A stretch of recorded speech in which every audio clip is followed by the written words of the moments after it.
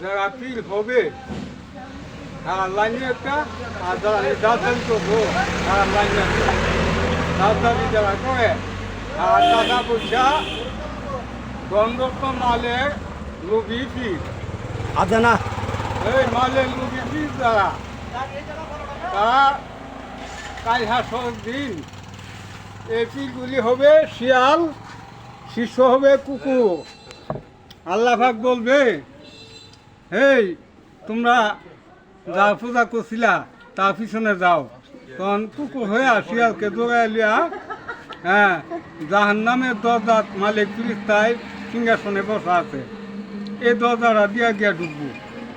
ঢুকিয়া গিয়া চললে যে দরজা গেট লাগাই লাগব, হ্যাঁ দেখবো কি অয়েল দুধের মধ্যে যায় বসছি।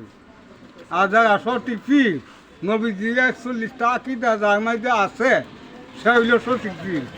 কেমন? তার মধ্যে কয়েকটা বর্ণনা দিন।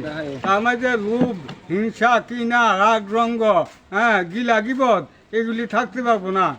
এবং তার মধ্যে এমন রূপ থাকতে গো যে এই লোকটা নীরব এবং নিঃস্ব হইয়া চলাফেরা করতেছে, টাকা পয়সা মালধনের লোভ নাই, নারীর লোভ নাই। এই সমস্ত লোকগুলি হইল সঠিক পীরের রাস্তা। হ্যাঁ আল্লাহ রাসূলের আইন মানতে গেলে পীর ধরব, যারা পীর না ধরে হ্যাঁ পীর হচ্ছে শয়তান। আর যারা পীর ধরে হ্যাঁ আল্লাহ রাসূলের রাস্তা পাইব। আর যেগুলি লুবি হ্যাঁ পীর না দাঁত হ্যাঁ দাঁত ডালে ফাঁসতে গেলে কাল হাসর দিন জাহান্নামে মাপ পাইতো না।